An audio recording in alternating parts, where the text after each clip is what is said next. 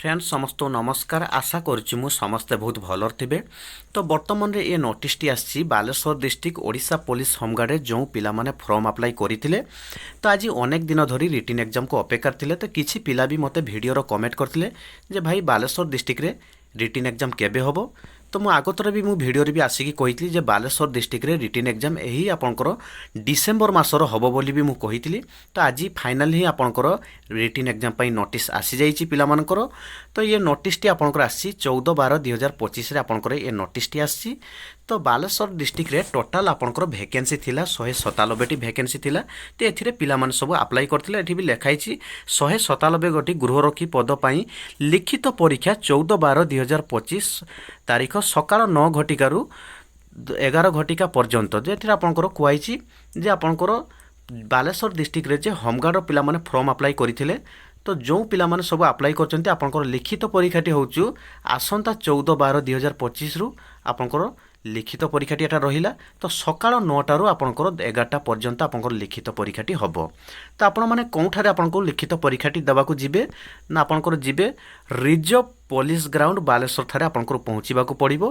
तो एथिरे आपंकर रिपोर्टिंग टाइमिंग भी दिया जाइछि सकाळ आपंकर 7 घटिका आपंकर रिपोर्टिंग टाइमिंग भी दिया जाइछि। तो ए बादे आपंकर नेक्स्ट आपंकर रहिला साधारणतः ज्ञान परीक्षा जेतो आपंकर 40 मार्कटा रही। तो ओडिया भाषा परीक्षा आपंकर रचनाटी तो यहाँ 200 शब्द आपंकर लिखा पड़ो। तो एथिरे दिखाई 20 मार्क आपको दि जाइए। तो ये समय तो रहा 1 घंटा 30 मिनिट आपंकर समय दि जाइए। तो ये आपंकर नेक्स्ट रही प्रार्थी माने लिखित सामग्री परीक्षा पाई आणबे। तो ये निज धरिकी आसबे नील कलम कि कड़ा कलम साथी भी धरिकी आसबे। ता साथी आपंकर मूल और नकल एडमिट कार्ड धरिकी आसबे कि ओरिजिनल कि जेरक्स कि आपंकर एडमिट कार्ड धरिकी आसबे। साथी रे आधार कार्ड निजर धरिकी आसबे कि कौन प्रकार सरकारी प्रमाणपत्र धरिकी आसबे। ता साथी रे निजर पानी बोतल भी धरिकी आसबे। तो आपंकर बसिबा पई आसन किंबा जरी धरिकी निजर आसीथिबे। ता साथी रे परीक्षाटा देबा पई पिचबोर्ड साथी रे परीक्षा देबा पई धरिकी आसबे। तो आपंकर एडमिट कार्ड निज निज थाना निकटर आपण मैंने जाइए एडमिट कार्ड नहीं कि आसबे।